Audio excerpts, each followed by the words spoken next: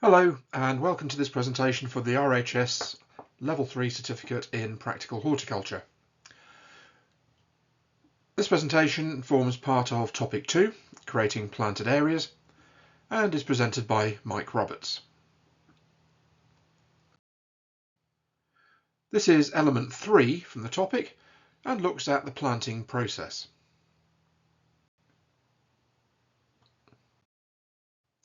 As usual, a quick look at the syllabus to show you what we'll be covering.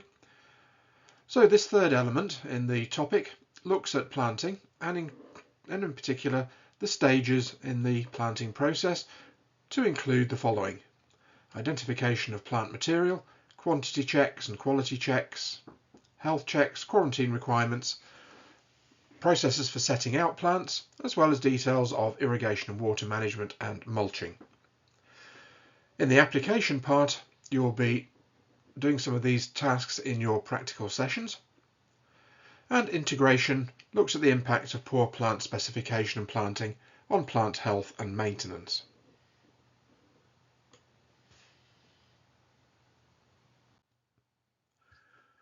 So, in the last element, we looked at the process of producing a planting plan.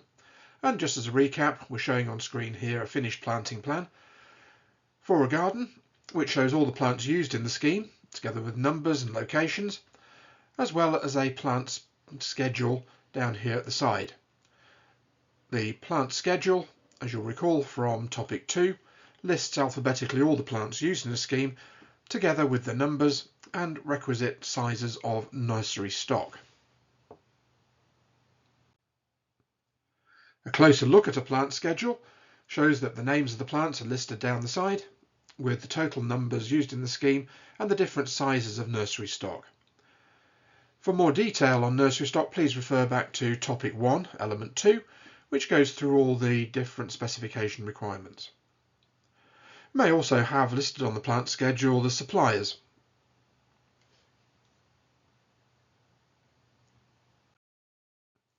So we next need to consider taking delivery of plants on site. And here we've divided it into two: deliveries of plants to garden centres, but also plant deliveries for planting projects, for example landscape schemes or gardens. So deliveries to garden centres are normally made on Danish trolleys.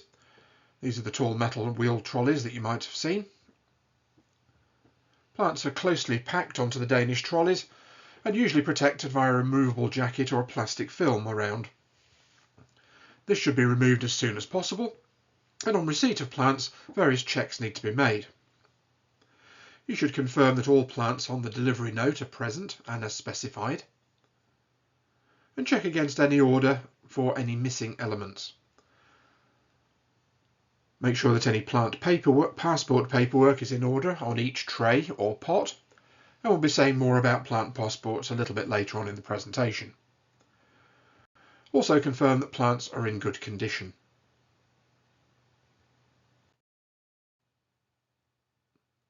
Now, time pressures may mean that the entire consignment can't be unpacked and checked immediately, in which case you should check a sample for quality and make it clear when signing the delivery note that the consignment has not been 100% checked. Normally, the driver will need to take back an equivalent number of Danish trolleys. Most nurseries operate on a system of using the same Danish trolleys, which are swapped between each nurseries, and so a driver will take back the same number of Danish trolleys as they've made on delivery. So remove the wrapping from the trolley as soon as possible, even if the trolley can't be unpacked. And this will enable you to check the water status of the plants, have a check for any signs of pests and diseases, and then the plants should be offloaded as soon as possible. In some businesses, the plants are sold directly from those Danish trolleys. This isn't ideal, as they are difficult to water and shelving may shade plants. So they should always be taken out of the Danish trolleys and put onto proper beds.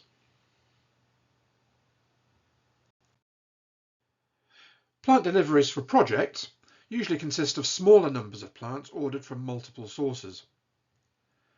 It's important to keep track of deliveries and make a note of any outstanding orders that you're still waiting for. Sometimes with landscape projects, availability can be an issue, especially if the designer is unaware of the nursery stock being grown by nurseries and has instead used an A to Z encyclopedia. This can often mean ordering from multiple nurseries to achieve the full range of plants that a designer has specified. Nurseries will often want to make substitutions if a plant is unavailable, and at ordering time you should make it clear if you'll accept substitutions or not, as some substitutions may not be suitable for the project that you're responsible for. I talked earlier about UK plant passports.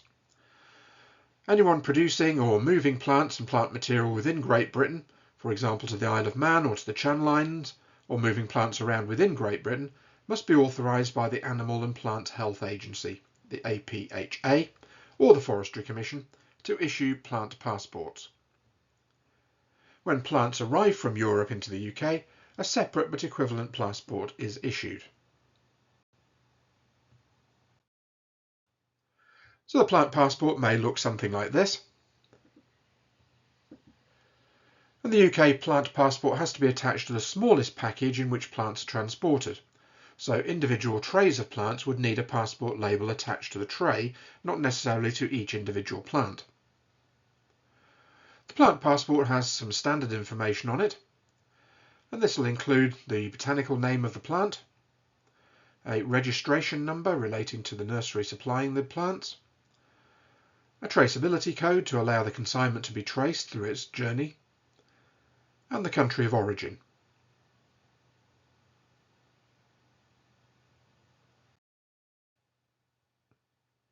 So what sort of things should we be looking for in checking the quality of a delivery? First of all, is it the correct species or cultivar? This could be quite difficult to ascertain, particularly if, in the example of the photograph shown here, the consignment is of dormant bulbs or tubers. Is the plant of the correct size and form? For example, an espalier or a parasol tree, or a standard tree, is it the right specification, right size, and so forth. Does it have the correct number of branches, breaks, or buds? And you might recall from a previous presentation that these are all things that could be specified when you're ordering plant material.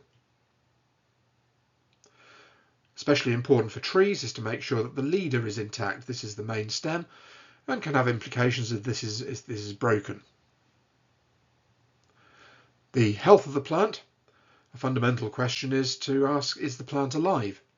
And a simple scrape test with a fingernail or thumbnail will hopefully reveal some living tissue beneath the outside bark. So are there any signs of pests and diseases, or broken or damaged branches? And if possible, check the roots. Plants which are supplied bare root should have a root system that is fibrous and well protected and hydrated.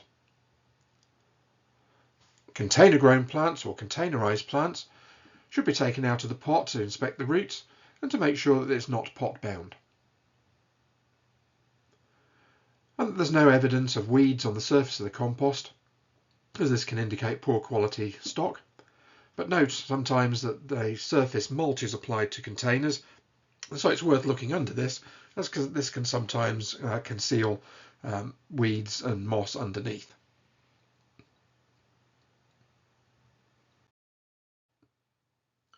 It is important to report any poor quality plants to the supplier as quickly as possible, and any serious plant health concerns should be reported to the APHA.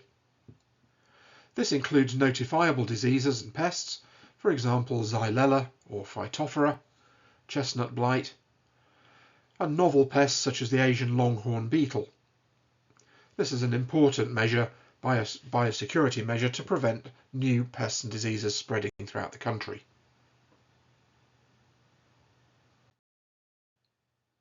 And on the subject of biosecurity,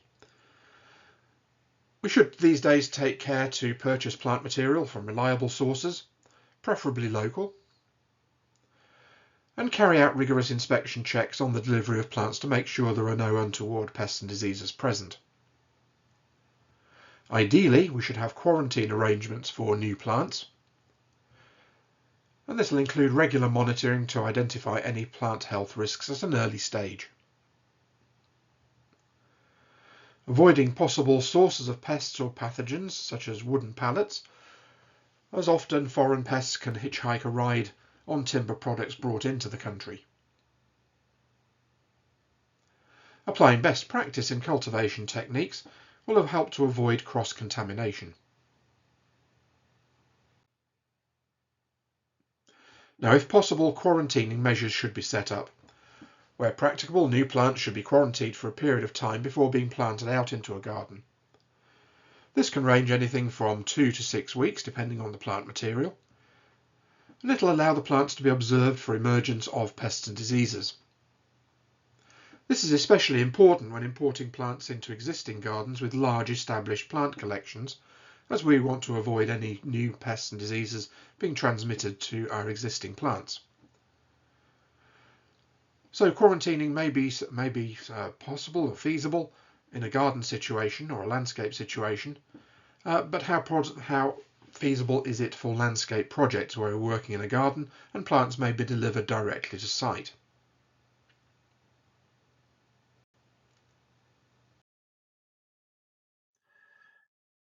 In planting up a new area, for most professional planting projects, whether it be a garden design or a historic garden, a detailed planting plan will be provided, prepared either by a manager or a designer. In both cases, the planting plan should be drawn to scale. It should name all plants using their full botanical names. The planting positions for all plants should be indicated, as is the number of plants in each group. Sometimes you'll be planting a single specimen, but sometimes there may be more plants in a group, 3s, 5s, 7s, etc. A professionally drawn planting plan for a whole garden or area can be quite bewildering. Here we can see an example of a planting plan drawn by Andrew Jordan Garden Design. Planting plans are usually clearly drawn, should be unambiguous, they're not usually coloured. Important that simple graphics are used to show the position of each plant and the size of each planting group, and preferably each group should be labelled using an arrow and the name of the plant and the number of plants in each group. A close-up look at part of that planting plan will reveal that the scale should be clearly marked. In this case, the scale of the drawing is 1 to 50. And in the next slide, we'll consider scale a little bit more so you know what this means. Each group of plants should be named and including the number of plants within each group.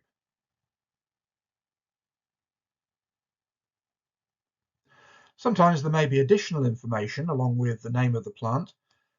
On complex planting plans, the size of the nursery stock might be indicated, and also the planting distances. So an example of this type of labelling might be 7 number, or 7 of Corylus avellana, hazel, in 2-litre pots, planted at 1.5 metre centres, in other words 1.5 metres apart. Although it's fairly rare, this type of labelling is sometimes used on very complex planting designs, where different sizes of the plant may be specified for different areas of the design. And in this case, the label would need to differentiate between Corylus avellana planted in 2-litre pots in one part of the area against Corylus avellana planted in 1-litre pots elsewhere. This will also have an impact on the planting centres, and this again is reflected in the label. Now, we previously mentioned that planting plans are drawn to scale, so a little information on what this actually means. Drawing things to scale means that dimensions can be measured directly from the plan. If you've worked with ordnance survey maps or road maps, you'll be familiar with scale. It's obviously not possible to draw up a planting plan or a road map to real life size because we won't have a piece of paper big enough. So drawing to scale means that we reduce all the measurements on the plan by the same amount, and the amount by which things are reduced is called the scale. An example of a scale, which is usually shown as a ratio, might be 1 to 100. What this means is that 1 unit on your drawing or plan is equivalent to 100 units in the garden or on site. So 1 to 100 really means 1 centimetre on your drawing is equivalent to 100 centimetres out in the garden. 100 centimetres is a metre, so 1 to 100 effectively means 1 centimetre to 1 metre. Thus, if we wanted to measure a distance off a plan that was drawn at 1 to 100, we could use a ruler, and if something on the plan measured 7 centimetres long, then we'd know that this was equivalent to 7 metres in real life. Plans are drawn to all manner of different scales, depending on the size of the area and the size of the piece of paper on which they're drawn. So other scales that you may come across could be 1 to 50, and this means 1 centimetre on the plan is equivalent to half a metre in real life. And another way of expressing this is that 2 centimetres on the plan is equivalent to a metre. For large sites, a scale of 1 to 200 may be used, and this means 1 centimetre on your plan is equivalent to 2 metres in real life. So whilst a normal ruler could be used to measure distances off your plan, a scale ruler, which has all the commonly used scales already marked on it, can make measuring from the plan easier. All that's required is to find the appropriate scale on the ruler and use this to measure distances from your plan. Sometimes the plan may also include a scale bar, a physical representation of the distances used on the plan, as can be seen on screen at the moment.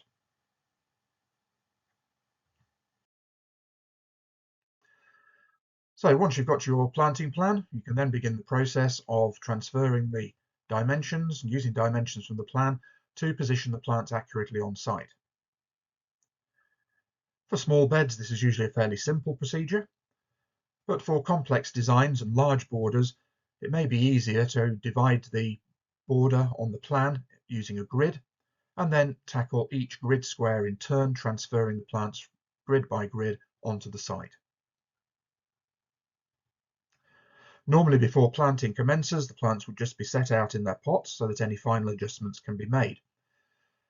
And very often, if this was a commercial planting project, the designer or manager will want to be on site to check final spacings and possibly make any final adjustments.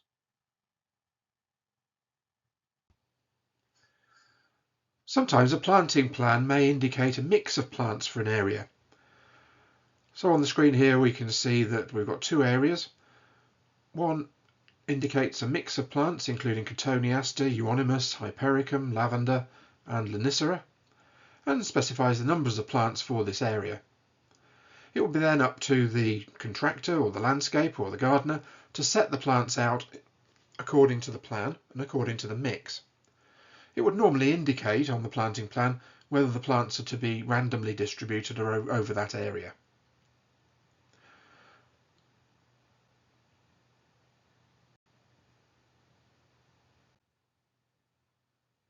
A modern trend in garden design and landscaping is the so-called prairie planting scheme, which uses a naturalistic distribution of plants and is a characteristic of the modern perennial movement. It looks very attractive, but it can pose problems of communicating the design and of interpreting planting plans for setting out purposes. A glance at a perennial planting design made by Piet Oudolf shows the complexity of these schemes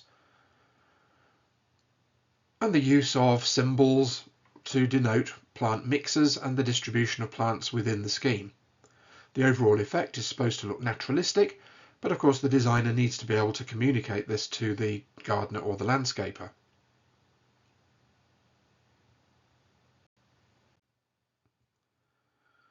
One way of doing this is to divide a site into various planting mixes.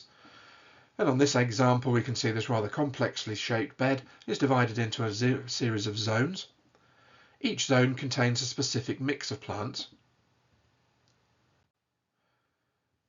And so a close-up look at a couple of those. So zone A would have a mix of plants shown in the top plan. and similar for Zone B in the bottom plan. So the sample layout of plants for each of the areas, the matrix can be applied to any size of area by repeating the pattern.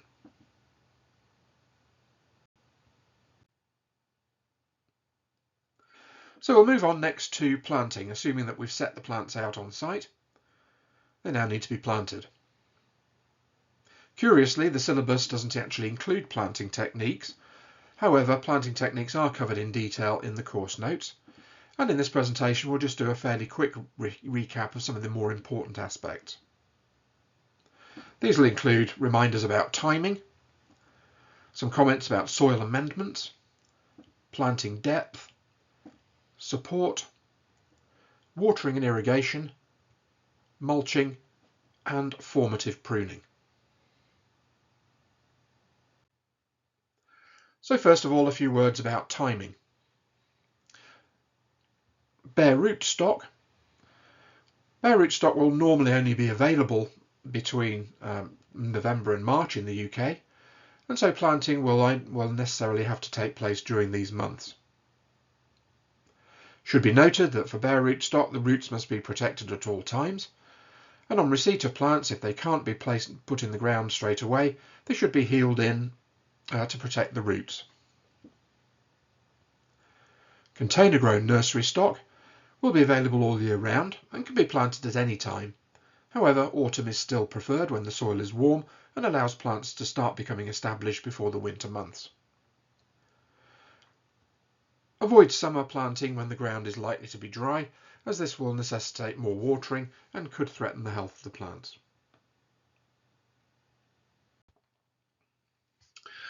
So soil amendments include things like fertilisers, and at planting time this would be referred to as a base dressing. So this is an application of fertiliser applied prior to planting and incorporated into the surface of the soil or into the planting pit. We want to encourage root establishment at this planting stage, so suitable fertilisers could include things like bone meal, which is very high in phosphates, fish blood and bone, which is a more balanced fertiliser, and artificial fertilisers such as Growmore.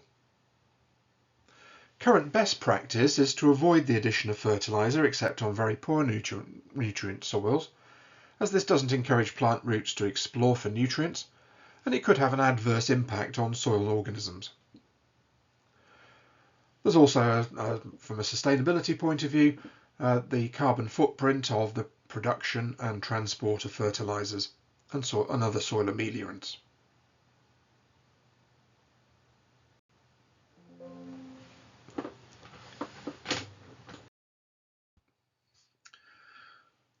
There are also mycorrhizal products which can be added to the soil at planting stage, and mycorrhiza are naturally occurring beneficial fungi that form a symbiotic relationship with plant roots. They vastly increase a plant's ability to absorb water and nutrients, and products are available to add mycorrhiza at the planting stage. These include products such as root grower, which you can see on the screen. Benefits are debatable, as the species of fungus in the mix that you buy may not be compatible with the species being planted. And indeed, there's very little research trial evidence to show that the benefits of using mycorrhizal inoculants. Most soils already contain a suitable level of mycorrhiza, but the use of the products may be of value on sites with very poor soils or areas that are being taken into cultivation after being left vacant for a period of time.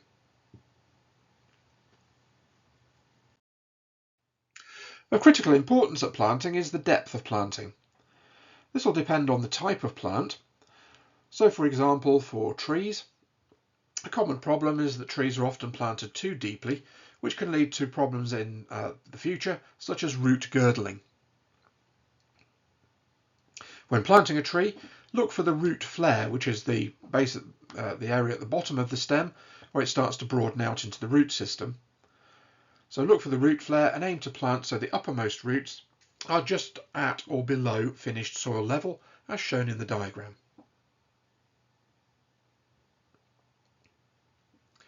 A New Zealand planting board or a stick laid across the top of the planting pit can help to make sure that the tree is planted at the correct depth. You'll find more extensive instructions for planting trees in your course notes.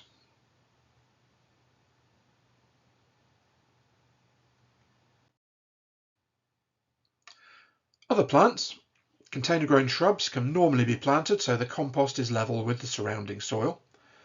There's a few exceptions here. For example, shrubs that prefer good drainage could be planted higher if you're planting them into poorly drained soils. Such things might include ilex or taxus. Roses. The latest advice is to plant so that the graft union is 2 to 3 centimetres below soil level. This is a change in advice from past techniques where the graft union was always planted well above soil level.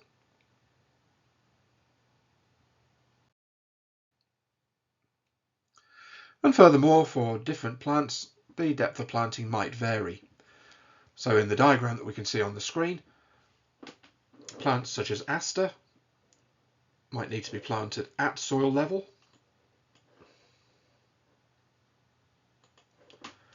Sisyrinchium, which doesn't like to have its stems buried, can be planted just slightly proud of the surrounding soil. Hostas benefit from being planted a little deeper, so that their buds are below ground level.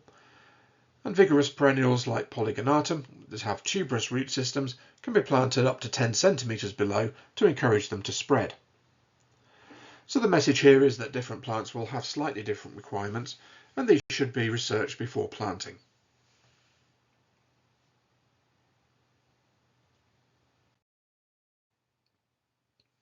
Trees and larger shrubs will usually need to be staked, particularly if we're planting large sizes of nursery stock. The aim of staking is to stabilise the root system and avoid damage to new roots.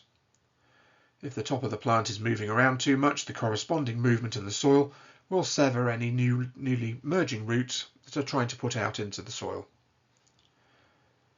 The trunk should still be allowed to flex, as this produces a stronger, tapered trunk. And for this reason, short staking is now the preferred method, with a stake approximately 1/3 of the trunk height. So this will stabilise the root system, but still allow the top of the trunk to flex, making it stronger in the long term. Vertical stakes can be used for bare root plants, where the stake can be placed close to the trunk. But for root balled or container grown specimens, angle the stake. This enables you to insert the stake well away from the root ball or the container, but still to support the trunk. It's also useful if planting trees on a slope. Vertical stakes should be positioned on the windward side of the tree. That's the side of the tree from which the prevailing wind is blowing. Angled stakes should face into the wind.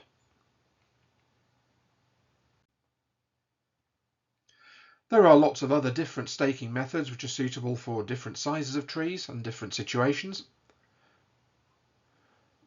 These will include single, double stakes, guy ropes, although these are less preferred these days. And for very large nursery stock, for example semi-mature trees, there are various systems for ground anchoring.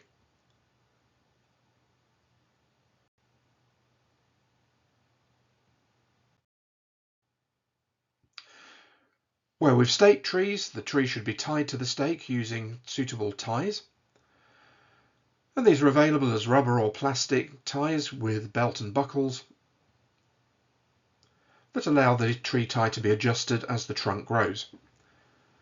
A spacer will also enable the tree to be kept away from the trunk, from the stake, and prevent rubbing.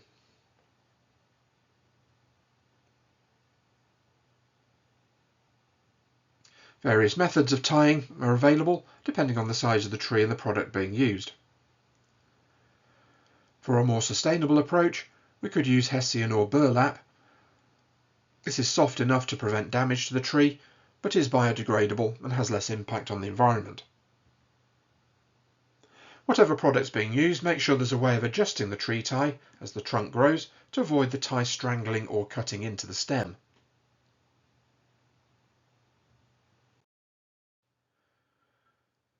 And avoid doing this.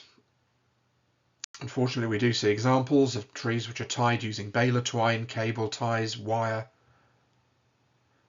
and this can have a disastrous effect on the tree as it grows.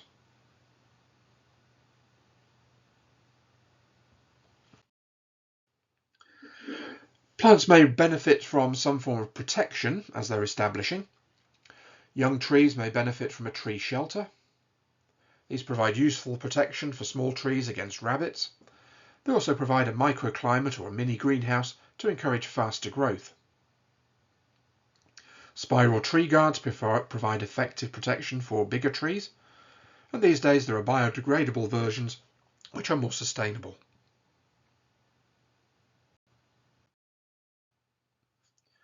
Newly planted evergreens are particularly vulnerable to exposed locations, so the erection of a temporary windbreak may be needed to protect them in particularly exposed locations.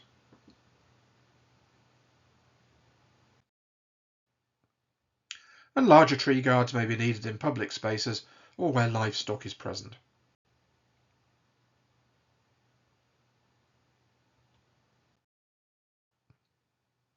Moving on to look at irrigation. Thorough watering at planting time is essential, and also regularly during the establishment period. The golden rule is to soak, don't sprinkle. A light sprinkling of water will have little effect and may actually have a detrimental effect in drawing roots to the surface instead of encouraging deeper rooting.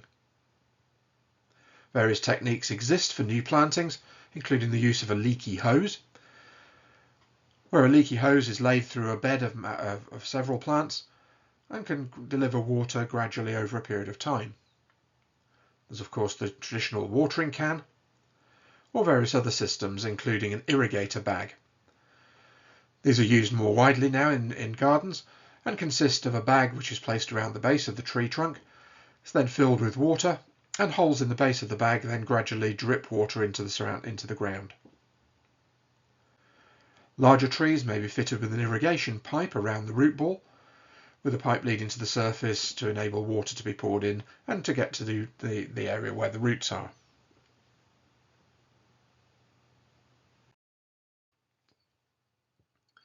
Mulching can be important, and mulching are loose coverings or sheets of material placed on the surface of the soil, which have many benefits, including weed suppression. This is particularly important for new plants, as weeds can seriously compete with newly planted stock for water, nutrients, etc. So a good mulch to suppress weeds will enable faster establishment of your plants. You also have the benefit of water conservation, preventing water from evaporating from the surface of the soil, and meaning you'll need to do less watering. Mulches are many and varied and can be organic, for example compost and bark chippings, or sometimes inorganic, for example stone chippings, gravel and landscape fabric. Organic materials include bark and wood chips, garden compost, shredded leaves, cocoa fibre or coir, cocoa shells. These are quite decorative but avoid if dogs are present, as the theobromine in cocoa is poisonous to them. And there are now also various proprietary mulch mats, usually made out of coir, that can be placed either around individual trees and plants or in long strips if you're planting, say, a hedge.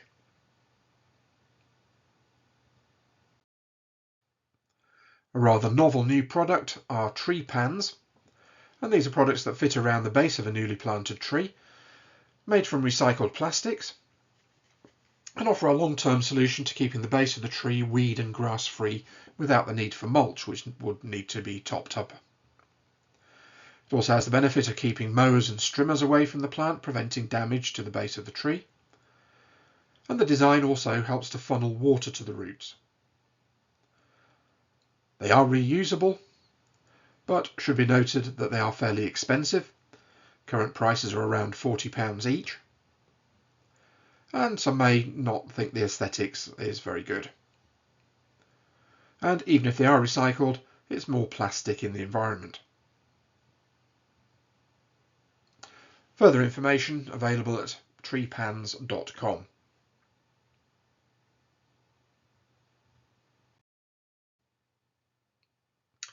And lastly, we have initial or formative pruning. So this is the pruning that would take place at planting stage and for the initial development period of a plant. So quickly, the things that we need to look at here are for trees.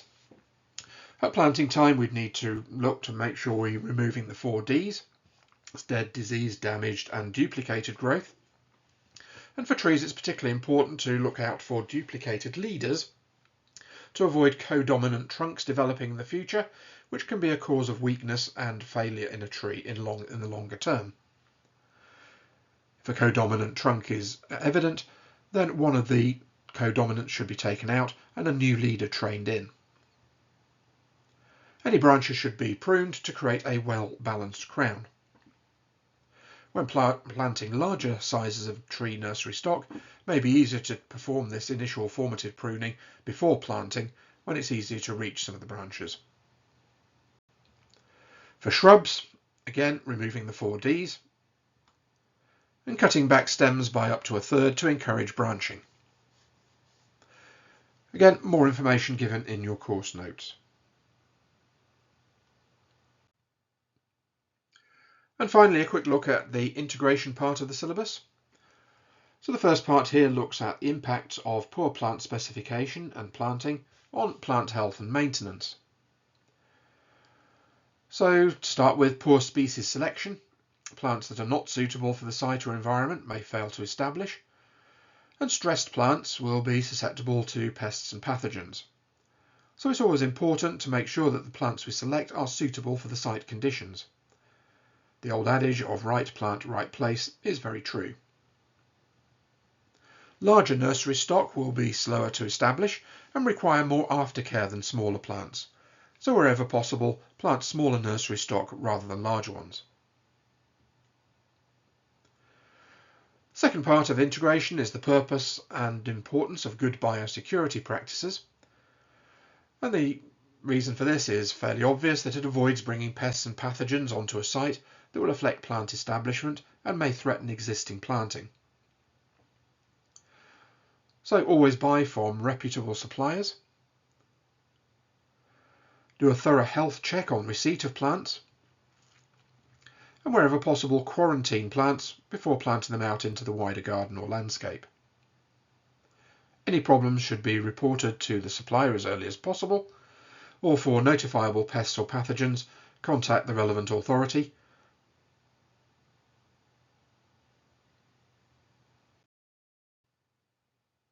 So that brings us to the end of this presentation.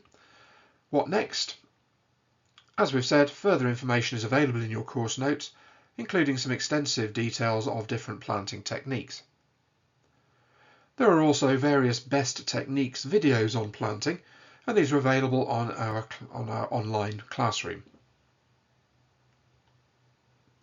You may also get involved with planting on your course or in your workplace. And it's worth keeping up to date with new approaches to planting and establishment by reading relevant journals and carrying out your own research.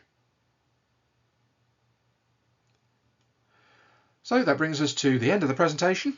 I hope you found it useful. Thank you for listening, and I look forward to seeing you again in a future presentation.